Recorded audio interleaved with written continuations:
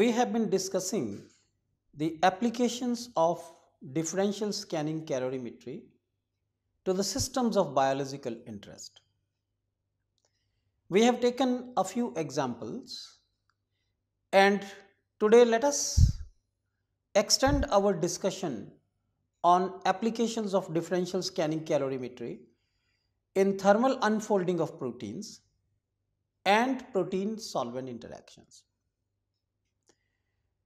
In earlier lectures, I have highlighted the significance of differential scanning calorimetry in unraveling the nature of intermolecular interactions which hold the protein together.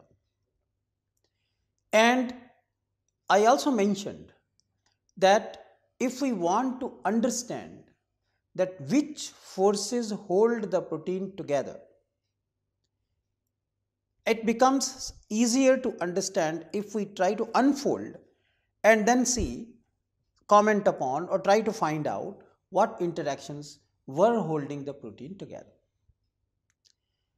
In that sense, studying the effect of variety of solvents on the thermal and conformational stability of proteins has been very important. Therefore, over a large number of years, scientists have been focusing on not only on understanding the contribution of different amino acids in maintaining the conformational stability of the protein, which in other words, studying the mutant proteins, but lot of efforts have been dedicated towards understanding the protein solvent interactions. The proteins will definitely respond to the solvent environment.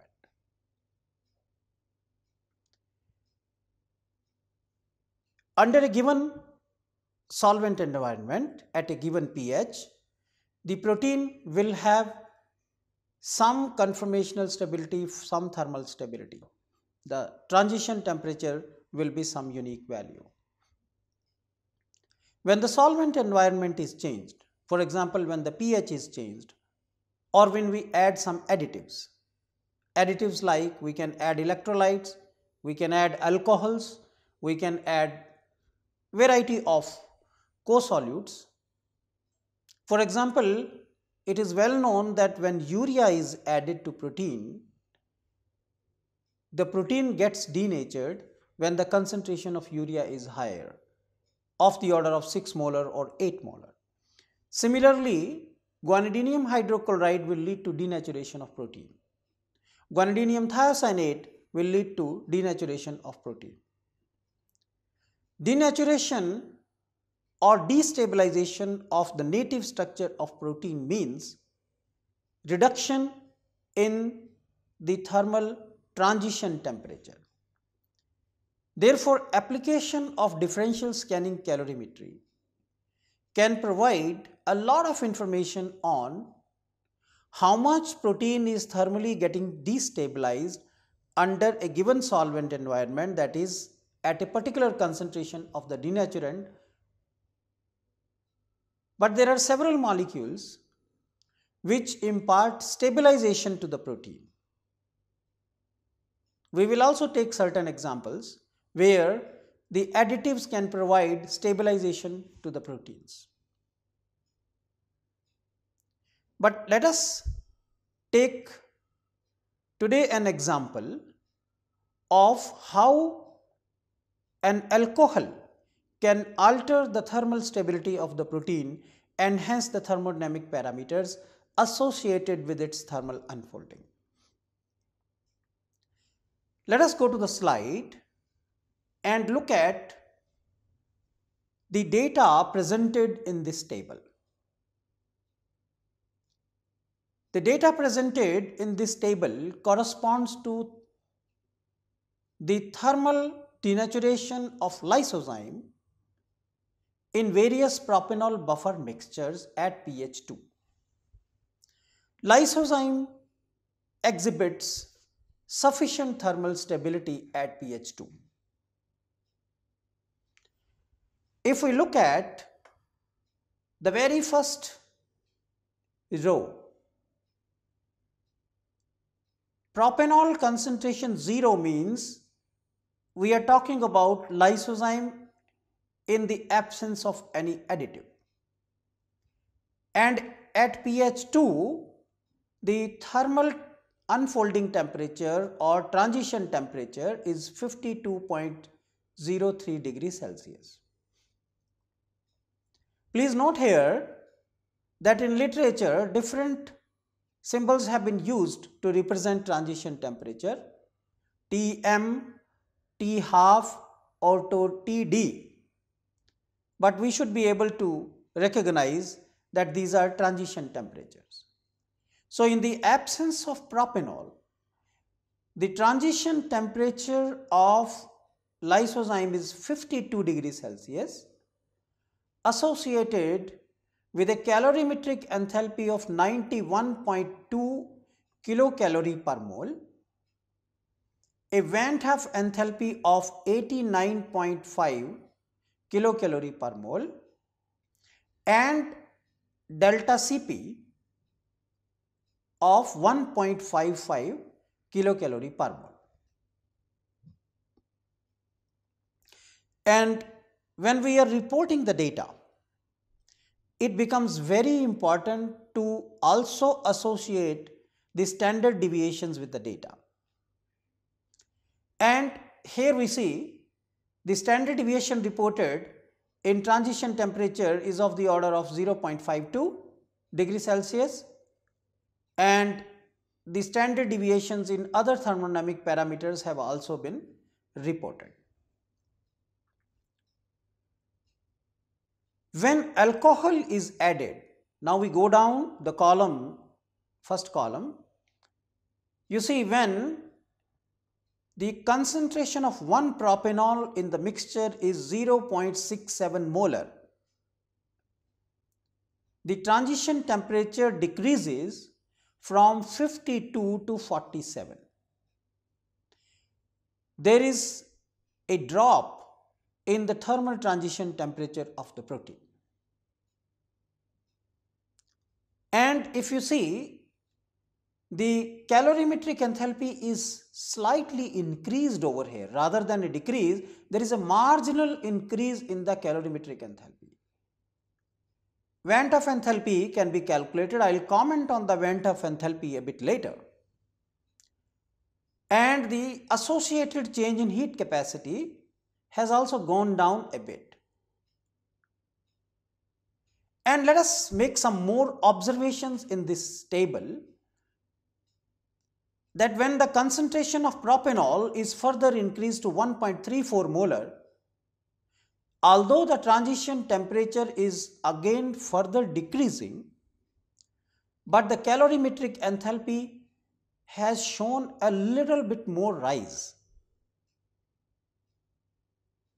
And the delta Cp value is not very largely affected. Now further addition of propanol in the mixture, see from 2, if you take to 2.67 to 3.34 molar, the transition temperature is sharply decreasing. 33.36, then 25.44, then 15.69. And from 2 molar onwards, there is also a sharp decrease in calorimetric enthalpy, whereas the delta Cp is not very largely affected. So the conclusion that can be drawn from this table is that 1 propanol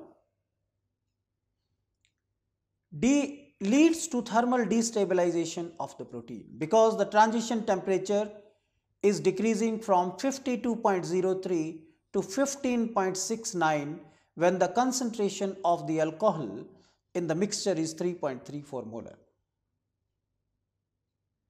Another observation is the ratio of Van 't Hoff to calorimetric enthalpy is more or less close to 1 in each case. If the ratio of Van 't Hoff to calorimetric enthalpy is almost remaining 1. That means the thermal unfolding of the protein is obeying a two-state unfolding mechanism. By a two-state unfolding mechanism means either the native state is significantly populated or the denatured state is significantly populated without significant population of any intermediate state. Let us now discuss what could be the reason for the decrease in thermal stability of the protein and how the calorimetry has helped us in understanding that. We are talking about disequilibrium. Native state of the protein in equilibrium with denatured state of the protein. When there is no alcohol present, the equilibrium is largely in favor of native state. And when you start adding any additive, any kind of additive, that additive can interact with N and also can interact with D.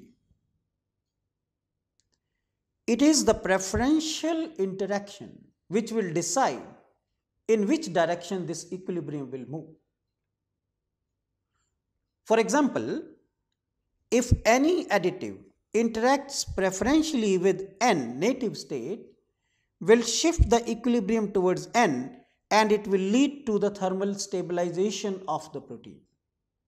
That means the transition temperature will increase.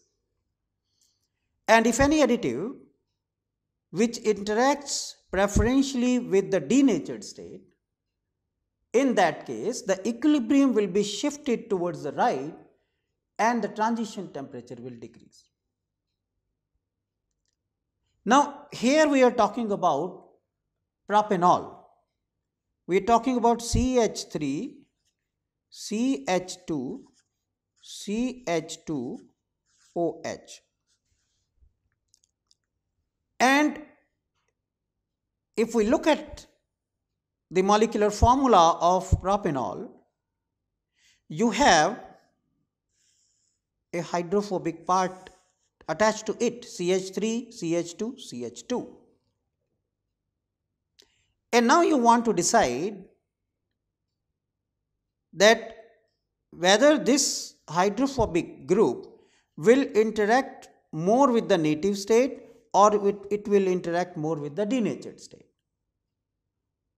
Obviously, when protein is unfolded, is undergoing partial unfolding or unfolding, the hydrophobic groups are getting exposed and alcohol can interact more with the denatured state compared to the native state.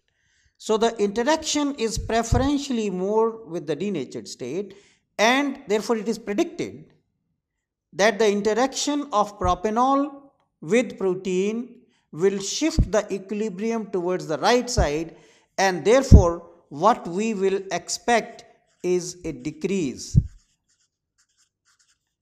in the value of T half. And that is what is exactly seen. Now let us go back to this table. And that is what we see, that as the concentration of propanol is increased, the equilibrium is shifted more and more towards right, and hence the transition temperature keeps on decreasing. And that is what is commented over here, that alcohol will preferentially interact with the denatured states. Its interaction will be more with the denatured state. Therefore, the equilibrium will be shifted towards the right, and hence you see the decrease in the transition temperature. The data here does present some sort of complexity here in this case, because the calorimetric enthalpy is slightly increasing with increase in concentration. And this aspect I will discuss a bit later. There are several alcohols which are known to disrupt the tertiary structure of the protein but strengthen the secondary structure of the protein. Disruption of tertiary structure of the protein and maintaining or strengthening the secondary structure of the protein leads to formation of a conformation which is called molten globule state. And I will discuss about this molten globule state a bit later. So, the way the interaction of co-solute or solvent with the protein may affect the thermal transition temperature or the other associated thermodynamic parameters can initially be predicted based upon the nature of the molecules. Or in other words, the data obtained can be interpreted in terms of a possible intermolecular interaction. And we can appreciate, like the data which is presented in this table, that differential scanning calorimetry will quantitatively enable us to understand these interactions.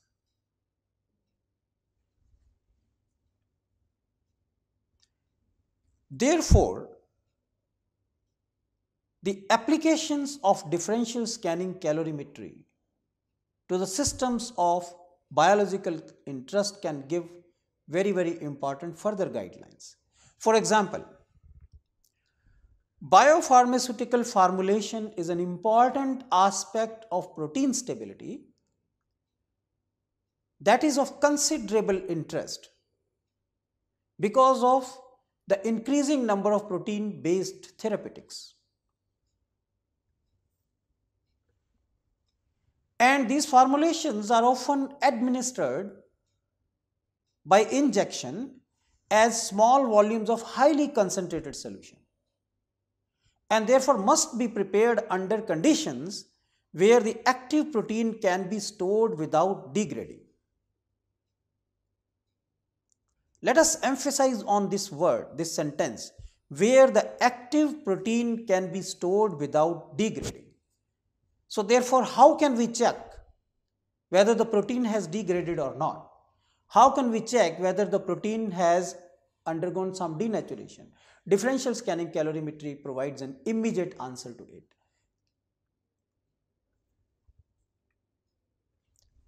Buffer, ionic strength, pH, protein concentration and additives such as sugars, polyols, amino acids, surfactants, antioxidants, etc. are all variables that need to be optimized on a case-by-case basis. As we just discussed, that alcohols in general will lead to decrease in the thermal stability of the protein. And as we will discuss a bit later, sugars, polyols, amino acids can even lead to increase in thermal stability of the protein. And all these changes in thermal stability can be assessed by differential scanning calorimetry in a quantitative manner.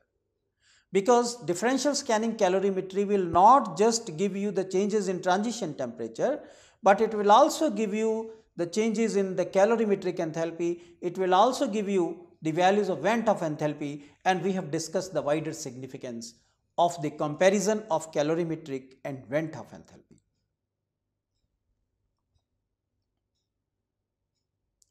Similarly, covalent modifications to the protein such as glycosylation have variable consequences on protein thermal stabilities. And we have already discussed about the mutation aspects. This discussion suggests that differential scanning calorimetry is not just of academic interest, because it just does not give you the numbers or the signs, but it gives us many directions. For example, we just talked about the storage of the proteins. We just talked about the folding and unfolding of the proteins, the use of proteins in therapeutics. And therefore, differential scanning calorimetry has become a very popular method of choice in pharmaceutical industries. This can also play an important role in establishing that how the proteins in humans which have varying degree of health, for example health, if we compare the proteins taken from the healthy human being and a human being who is affected by some diseases, how do these proteins show up when subjected to differential scanning calorimetry? So let me show you one example where plasma thermograms were obtained from individuals suffering from range of diseases. And what was observed is that the thermograms, when compared with that of obtained from a healthy human being, are different from those who are suffering from different diseases. So then the question is that can the thermogram which is associated with each disease, can it be used as a fingerprint? In fact, in that publication, those authors mentioned that each disease seems to present a fingerprint thermogram which is distinct from normal healthy plasma thermogram and of other diseases examined. Let me show you the thermograms which were obtained. These are plasma thermograms in this figure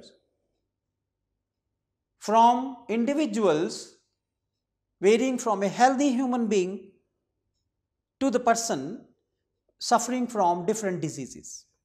For example, each thermogram is not that of a single human being.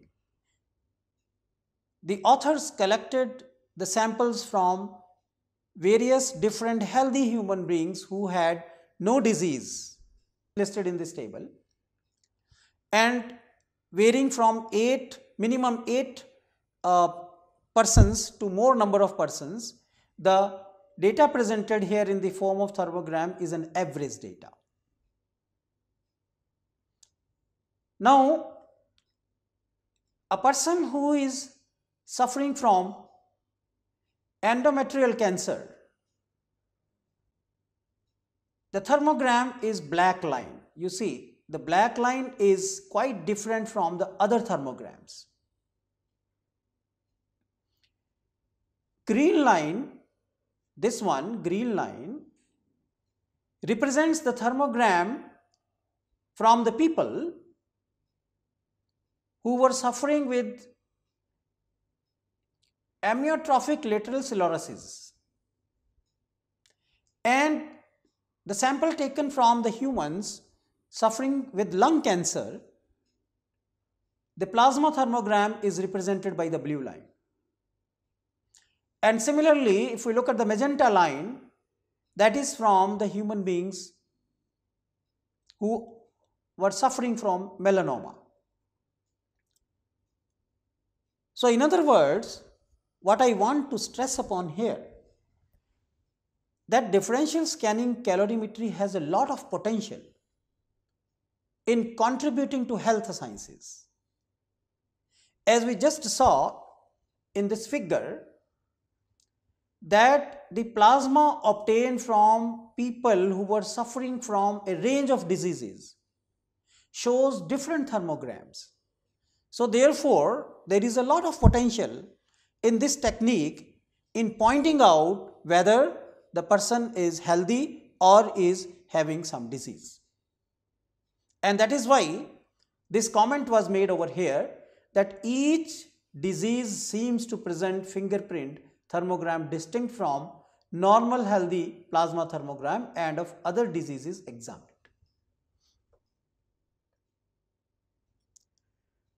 Now let us discuss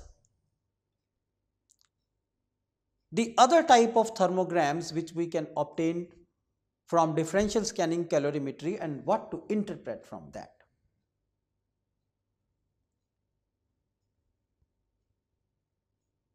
In general, what we have discussed so far is on the reversible thermal unfolding of the proteins. But it is not always true that the thermal unfolding of a protein is always reversible. The thermal unfolding can be irreversible also. Many factors can contribute to the irreversibility of the protein. For example, one factor can be when the protein unfolds, and if there is some deamination, there is some dehydration, or if there is aggregation of the protein after denaturation, these are some of the factors which can contribute to the irreversibility in the protein folding unfolding. But how it is detected in a differential scanning calorimetric profile? Let us take a look at this figure.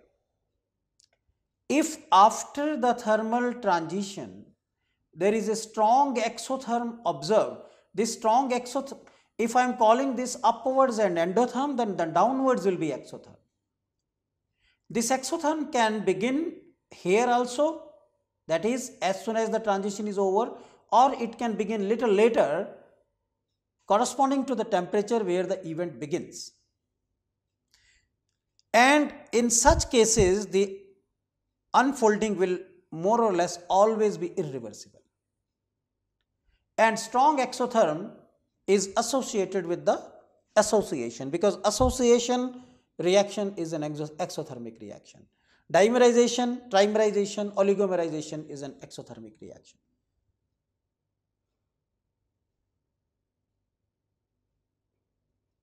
So therefore, differential scanning calorimetry can also establish whether the folding unfolding is reversible or irreversible, because if in the first scan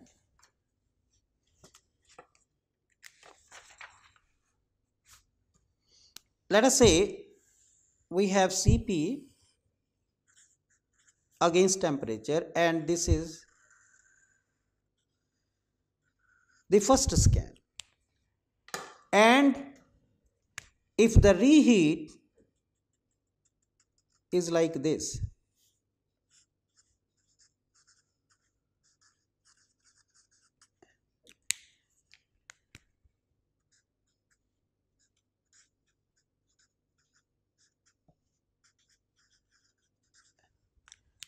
if the situation is like this, if reheat is like this, that means your endotherm is completely disappearing, then it is 100% irreversible.